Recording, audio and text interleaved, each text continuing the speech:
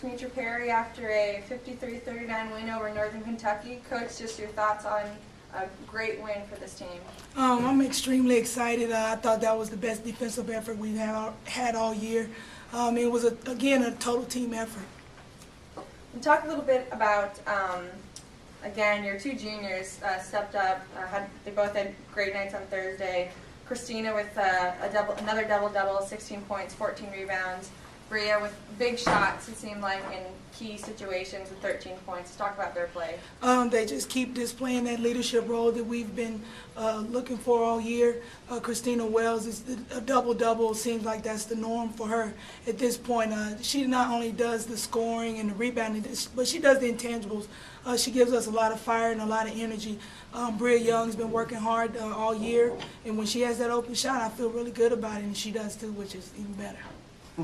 And obviously NKU is one of the better teams in the league. They beat Florida Gulf Coast. What does this do for your team's confidence going into the second half of conference play? It definitely boosts the morale. We talked about before the game that it was a new season. We were starting the next round, and we wanted to go 2-0. So I think they just are committed to playing 40 minutes. Regardless of the results, we feel like if we do that, we can compete with any of them. Question? There's two questions. First, what did you do defensively to disrupt their offensive flow? And then secondly, this is a great output, but your next game, Stetson put up 90 against this team. Okay, so address that. Well, first of all, what did you do defensively, and then address that next game? We changed defenses several times. They're a very methodical team. They do a really good job of figuring things out. So if you stay in the zone too long, they'll figure out the holes in it. If you stay in your man too long, they'll figure that out. So we try to go every 3 or 4 possessions doing something different. If it wasn't picking up full court, we were switching everything. So we just changed it up. As far as Stetson, they're one of the best scoring teams in the conference. And so, our goal is to try to put out another defensive effort and not match the intensity. Stetson's one of those teams. They're so talented. You look at them and you're thinking, man, they might not be playing as hard, but they're talented from 1 to 10. And so for us, we got to have an intensity level, especially at their place, that is 2 times theirs.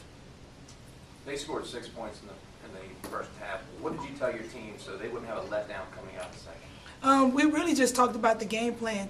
The last game, we did a good job the first half, and I just reminded them we don't want that same thing to happen. And so a coaching technique or whatever, the last game I kind of said rah-rah with them and let them go back out there, and they weren't focused and they were kind of laughing. This game we talked about strategy at halftime, more so what we could still do better, and some adjustments they may make going into the half. Questions, class? Yes. It felt like you were going deep into the shot clock every possession that your offense had. Was that by design? Yes, we are working on being more patient on offense. We want to push in transition initially, but if we don't have that initial layup, we want to run our sets and stuff. We run something where it's kind of just a dribble weave, where we're just waiting to see where we can attack and get the ball rotated from side to side several times. Well, It seems like you got a lot of matchups as the game went on with Christina against some of their bigger defenders. And was that by design that she gets the switch like that, or is it just happening? When she's on defense, or they're guarding her? Yes, ma'am. She's just a tough kid. I feel like she can guard 1 through 5 if we need her to. She usually comes, if somebody's scoring, she'll usually say, "Coach, put me on them." And that's what you want your leader to do. So yes, it's by design, by her design, more so than mine. But yeah, she does. She's able to guard the bigger kids. When you have an injury, such as the one that you had out there today, how does it affect the momentum that you guys have and the tempo, keeping the team fresh and ready to go? It did affect the momentum, but I felt like we talked more about what they were going to do. We knew, if it was our team, I said, if this is our team and one of us go down, what are they going to do? And they said they're going to rally behind her. And so for us, it wasn't just about keeping our offensive momentum going, but it was more about getting stops because we knew that they were going to be, up and jacked up, ready to go after that. Okay, you have 9 underclassmen on the team right now. You've won 2 games in a row. How do you think that's going to carry over through the end of this year and into next year with them being young players? I think it's going to have a great effect on them. It's all about confidence for my team, so being able to win 2 in a row, regardless if it's freshmen or the upperclassmen, I think it's been a long time since the juniors have won 2 in a row. So it's going to give them a lot of confidence, and it's going to give me something to draw on as we go into like our postseason workouts and going into the next season. We'll keep talking about it and just building on it. When you came out this afternoon, there were 8 girls dressed out and only 3 girls on the bench at any given time, and the rotations were amazing, keeping the girls fresh. Is that preset, or do you just go by feel on getting the girls rotated to keep them fresh? It's preset. I have to give my credit to the assistants on that. Our goal is to keep everybody, in and out, because we do have 8 players. But it's more about the heart.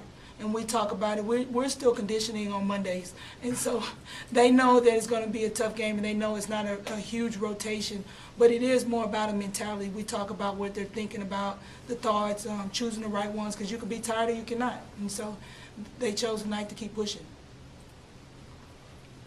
It felt like Melody Doss really sat most of that second half for Northern Kentucky. Were you able to tailor your offense more to a low-post game once she got out? Because it felt like Capellan had a much bigger second half while Doss was on the bench. I mean, our goal was to get we always talk about paint touches. Doesn't matter if it's the post or a driver going in there and getting a paint touch.